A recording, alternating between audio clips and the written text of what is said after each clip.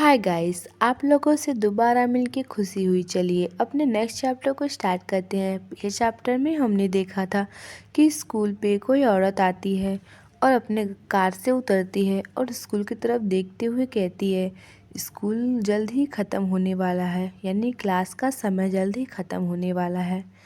उसके बाद वो औरत कहती है जांग यांग से मिले बहुत समय हो गया है।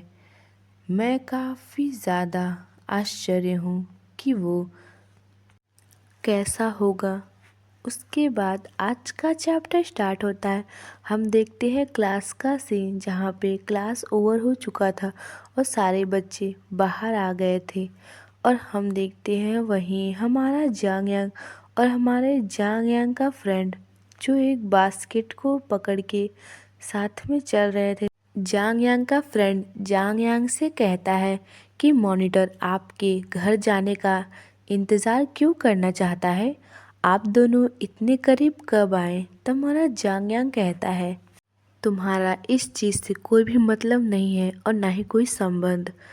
तब हमारा जांग यांग का दोस्त कहता है टीएस की। तब हमारा जांग यांग का दोस्त मुंह फुला लेता है और कहता है मेरे पीठ पीछे अच्छे स्टूडेंट बनने की कोशिश मत करो। और वो धीरे से कहता है पढ़ाई में ढिलाई बरकत है यार। तो हमारा जांग यांग रिग्रेट फील करता है। तभी वही औरत जो हमारे बेंगुआन के साथ थी वो कहती है यांग। उस औरत का आवाज़ सुन के हमारा जांग यांग सॉफ्ट होता है और पीछे देखता है। तब वो औरत कहती है इट्स ग्रेट, मैंने बहुत बढ़िया है, मैंने तुम्हें ढूंढ ही लिया। फिर वो औरत स्माइल करती है और कहती है बहुत दिनों बाद मिले, क्या तुम्हें अपनी आंट से बात करने का समय नहीं था और मिलने का। और हमारा जांग यांग पीछे मुड़ के देखता है। उसे देख के ऐसा लग रहा था कि उसे कोई फ़र्क ही नहीं पड़ता। तब वो औरत थोड़ा घबराते हुए कहती है वॉट, क्या। फिर सीन शिफ्ट होता है। हम देखते हैं हमारे मिंगजू की फ़ोन पे टियान टियान का मैसेज आता है। टियान टियान कहती है ब्रदर, मेरे पास तुम्हारे लिए दो बहुत बड़ी अच्छी खबर है। पहली, मैं और माँ आज तुम्हारे घर आ रहे हैं और हमें दिखाया नहीं जाता। टियान टियान का मैसेज पढ़ने के बाद हमारा मिंगजू अपने मन में कहता है मॉम अचानक मुझसे मिलने क्यों आना चाहती हैं।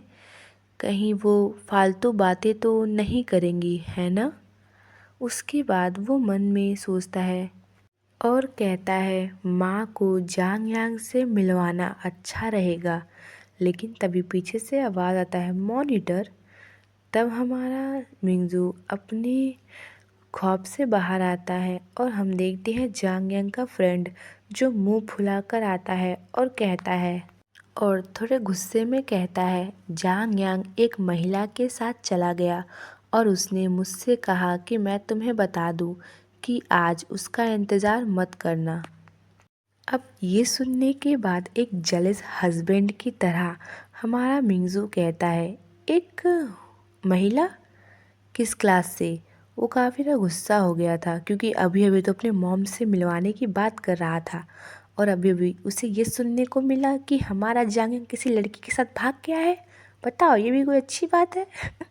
सॉरी, हम टॉपिक पे वापस आते हैं और हमारा मिंगजू इतना गुस्सा हो गया था कि उसे देख के तो हमारे जांग यांग के दोस्त का सारा गुस्सा भाग जाता है और वो भीगी बिल्ली बन जाता है और वो कहता है मुझे नहीं पता और वो एक स्टूडेंट नहीं थी। जांग यांग ने उसे आंटी कहा था और उसने कहा था कि वह थोड़ी देर बाद घर लौट जाएगा। अब ये सुनने के बाद तो हमारे मिंगजू का अचानक से सारा गुस्सा गायब और वह कहता ओ ठीक है ऑल राइट। अब ये देखने के बाद तो हमारे जांग यांग का फ्रेंड अपने मन में कहता है अरे यार उसके चेहरे का हाव भाव इतनी जल्दी बदल गए। उसके बाद वो कहता है बाय द वे, थोड़ा घबरा रहा था और कहता है तो क्या आप दोनों साथ रहते हैं। तो हमारा मिंगजू पूरा प्राउडली कहता है, उसकी आंखें तो चमकने लगी थी और वो कहता है यस।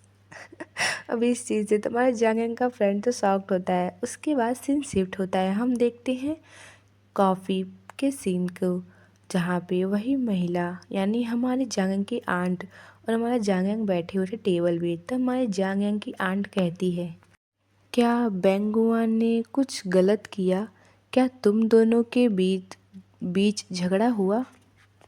तब हमारा जांगयांग कुछ नहीं बोलता। तब आंट कहती है, अभी अभी तो तुम मुझसे मिलने के लिए काफ़ी अनिच्छुक लग रहे थे, यानी तुम मुझसे मिलना भी नहीं चाहते थे और तुम काफ़ी समय से हमारे घर नहीं आए हो।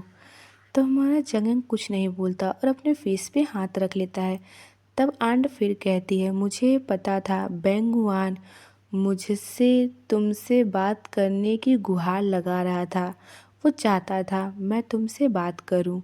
फिर आंट कहती है, मुझे लगता है यह आप दोनों के बीच की समस्या है, मैं इसमें दखल नहीं देना चाहती, इसीलिए मैंने मना कर दिया। इस चीज़ से हमारा जांगयांग अपने सिर को झुका लेता है।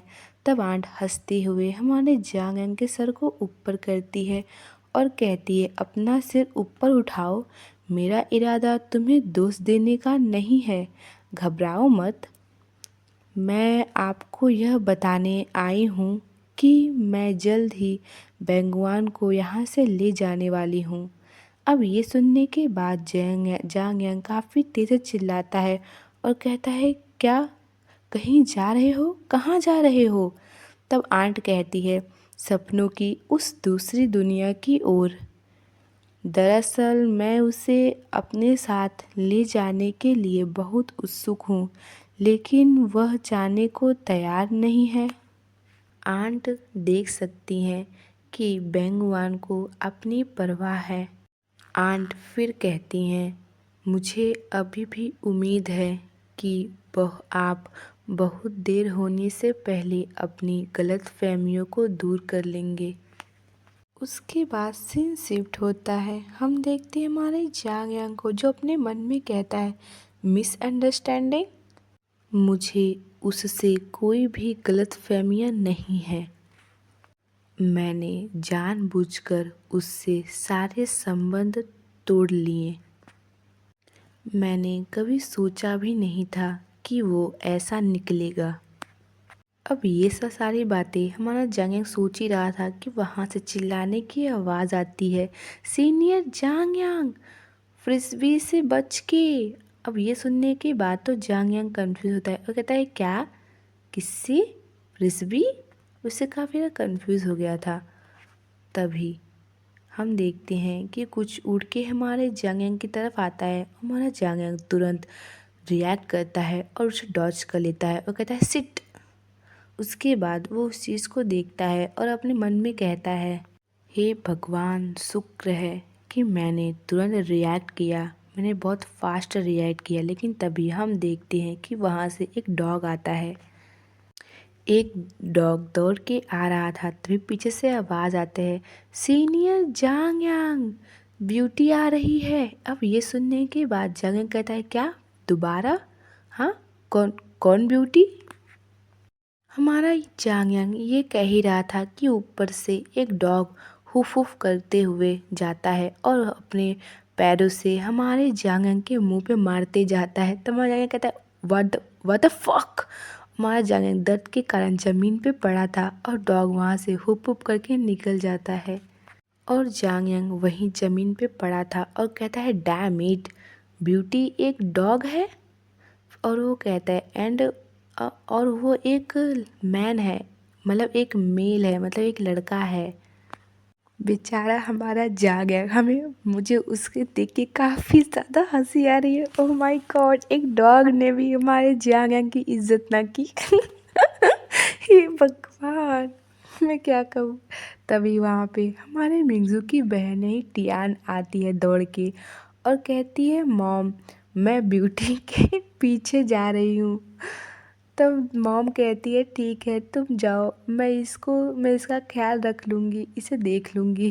और दूसरी तरफ हमारा हमारा जांगयांग जो ज़मीन पे दर्द के मारे पड़ा हुआ था, उसके सामने हमारे मिंगजू की माँ बैठती है और घबराते हुए धीरे से कहती है, आई एम सो सॉरी, मुझे बहुत खेद है, मैंने इस बात पर ध्यान नहीं दिया, क्या तुम ठीक हो? तब हमारा जांगयांग को काफ़ी ज़्यादा गुस्सा आता है।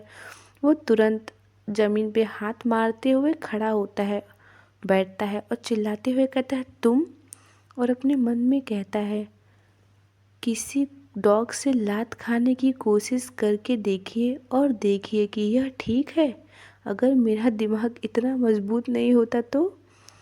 जांगयांग इतना गुस्सा मत हो, थोड़ा संभल के बोलो, वरना बाद में कहीं तुम्हें रिग्रेट ना हो, क्योंकि ये तुम्हारी मदर इन लॉ है, समझ रहे हो ना मेरी जान। थोड़ा अपने लफ्ज़ों को संभाल के बोलो, वरना कहीं तुम्हें भारी न पड़े। और आज का चैप्टर यहीं ख़त्म होता है। चलिए आपसे नेक्स्ट चैप्टर मिलेंगे, तब तक के लिए बाय बाय। प्लीज़ मेरे चैनल को सब्सक्राइब कीजिए, पसंद आए तो लाइक कीजिए। बाय बाय, फिर मिलेंगे।